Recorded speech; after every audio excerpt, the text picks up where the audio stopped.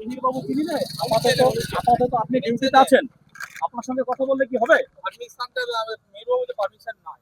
Permission নাই। মিহির বাবু যদি 11th আওয়ারে permission cancel করে এর দায়ভার আমাদের নয়। আমরা আজ থেকে 1 সপ্তাহ আগে পারমিশন নিয়েছি, কিন্তু আপনারা যদি মনে করেন যে এইভাবে 11th আওয়ারে পারমিশন রিজেক্ট করবেন, তাহলে তো এটা তো উচিত নয়। আপনার মিহির বাবু কার কথা শুনে চলে? পারমিশন হয়নি, পারমিশন হলে তাহলে আপনাকে আমি বারণ করি। পারমিশন না হলে আমরা তো করতাম না। কবে টাকা? হ্যাঁ, কপি তো অবশ্যই আছে। আমরা পারমিশন নিয়েছি, গতকালকে রাত্রে বলা হয়েছে 10টার সময় থানাতে কথা বলা হয়েছে, তখনও পারমিশন আছে, অথচ আপনি এখন ফোর্স নিয়ে আটকে আমাদের মিছিলটা আটকানোর চেষ্টা করছেন। আমরাও ইলেকশন কমিশনের কাছে যাব, মিহির বাবু বা কোন অফিসার আছে তার বিরুদ্ধে আমরা কথা বলবো। আপনারা যা খুশি তাই করতে পারেন না।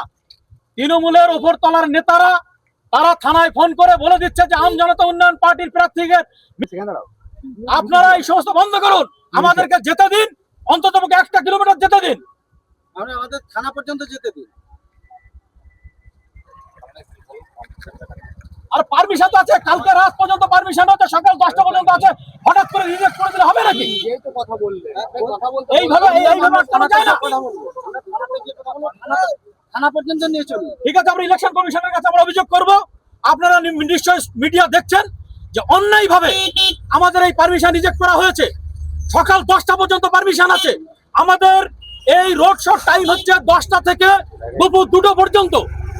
আমরা সেই 10টার টাইমটা বিভিন্ন জায়গা থেকে খেটে খাওয়া মানুষ, টোটোওয়ালা, অটোওয়ালা, রিক্সাওয়ালা, রাজমিস্ত্রি, সুতোর মিস্ত্রি, যারা বিভিন্ন জায়গায় কাজ করে, তাদের আসতে একটু লেট হয়ে গেছে, যে কারণে আমরা 8 ঘন্টা পরে শুরু করেছিলাম।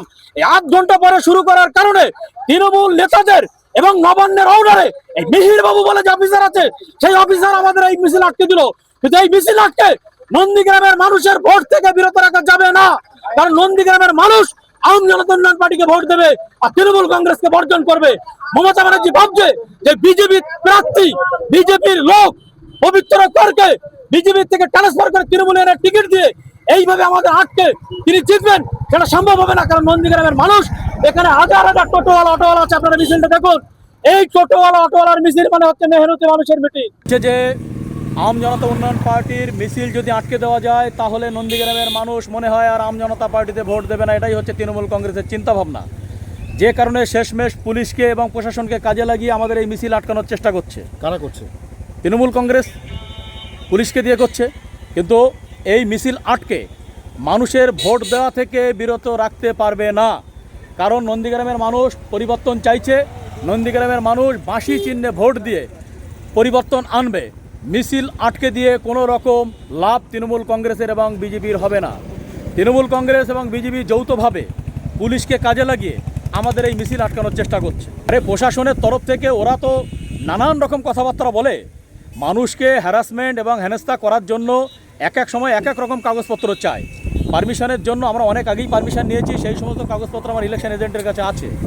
তারপরেও তারা এসে এই মিছিল আটকে দিচ্ছে। এখানে তৃণমূল নেতা, তৃণমূল সরকারের ঊর্ধ্বতন যারা কর্মচারী বা অফিসার আছে, তাদেরকে দিয়ে এই ধরনের কাজ করানোর চেষ্টা করছে।